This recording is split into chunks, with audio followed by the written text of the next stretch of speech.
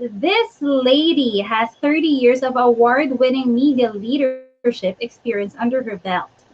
Gladys has always pursued growth and innovations by asking not only why, but why not.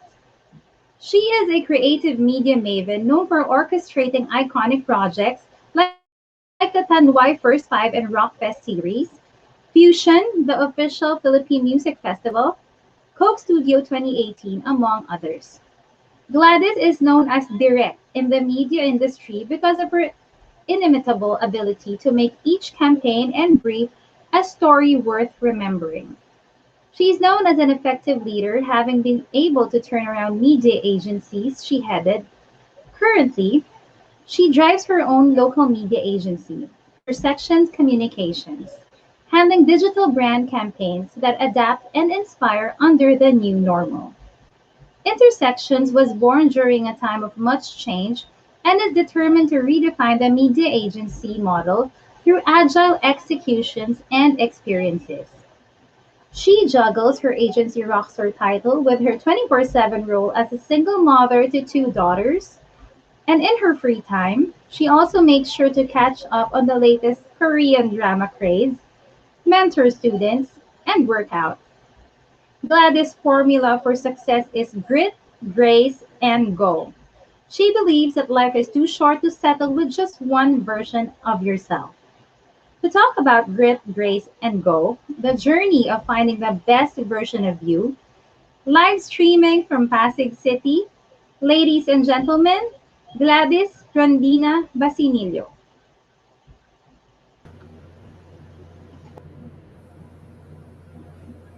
Hello, everyone. Good evening. I'm so excited to be part of this Global Women Who Rule 2021.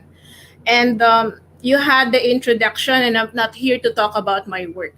So, my life so far has always been, in constant motion, but I'd say with grit and grace. It's an open book to at least to people who's close to me in the industry that I'm a single mom raised by a single mom.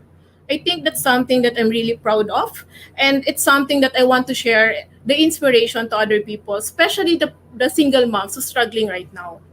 I grew up in a way a disadvantaged life. You know, even if my mom had a decent job, there's four of us, and there's no way that she can afford all the four of us to raise without help from people. She had to juggle a lot of sidelines, and we call it Pinoy's racket, right? And I have this story, and and my siblings have this private joke about this. We call it black, white, and violet. So every night when we were when we were kids, our dinner is dinuguan, sopas, and bilo-bilo. See, we still have dessert, right? So it's 3 pesos that we buy, 3 pesos each that we buy in a carinderia very near our house. Because sometimes my mom will go home late and she couldn't cook for us.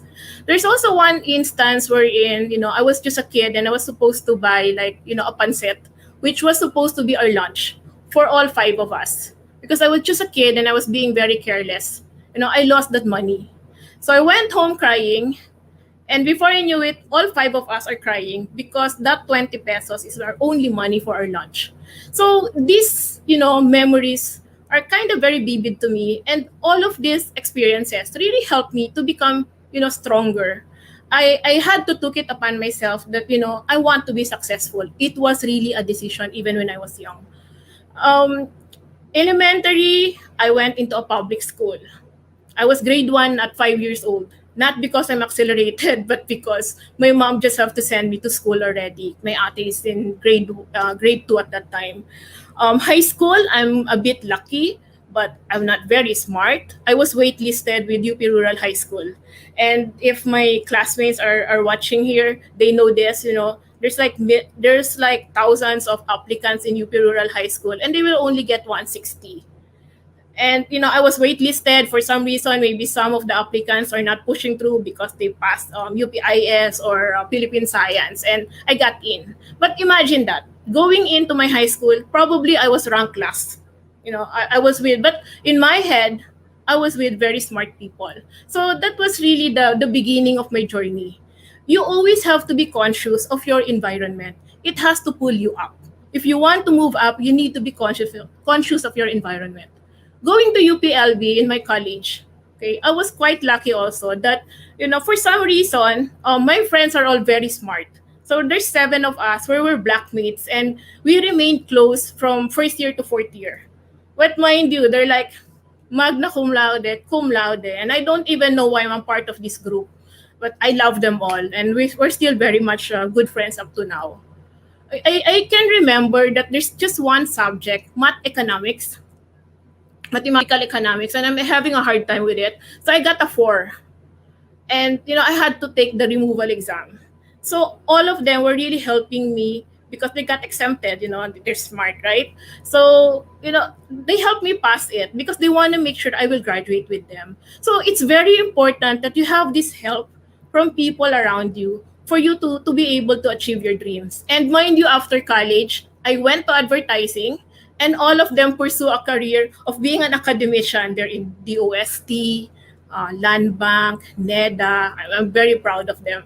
But, you know, looking back with all of those experiences, I became very independent. Kasi for some reason, maybe by fate or design, palagi ako mag-isa. Parang ako yung laging naiiba. And I didn't mind it because I was really focused on, on what I need to achieve. But then what happened? I said when I graduated, Mom, I'm gonna go to Makati. In the 90s, that was really a thing. Go to the city, prom D, and have a career. So going back to our topic, grit is quite a complex topic or subject. And I can define it in 3 ways. One is adversity quotient.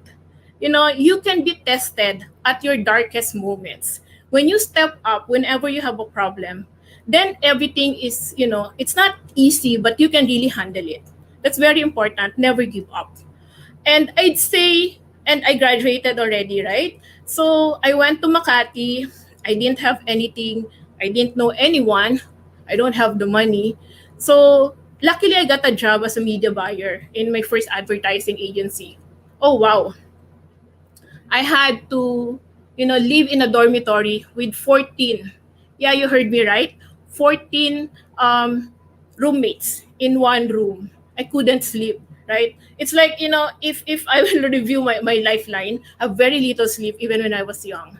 But that did discourage me because I know I needed to succeed and I wanted my job so much. So, okay lang. So, there, it happened. My second definition of adversity is gigil. According to Angela Duckworth, and he's a well-known author, professor who had an extensive study about grit, she's saying that grit is really a sustained passion and perseverance over a long period of time. Talagang tiyaga, di ba? It's anticipation, sustained interest. But I want to add to that definition, you have to love what you do. Because otherwise, di ba, at some point, the brakes will not always be on your side. At some point, you'll get tired. Di ba? You cannot give something that you don't have. The opposite of gigil is burnout, right? Burnout is like you're giving so much and you're not getting anything in return. So having the agility, the gigil, is having grit. Last but not the least is having a mindset of a winner. If you have a mindset of a winner, whenever you fail, you don't think of it as a failure. You just say, it's either I win or I learn. That's really important. And when you're competing with someone who doesn't give up, then it's going to be very hard for you, right?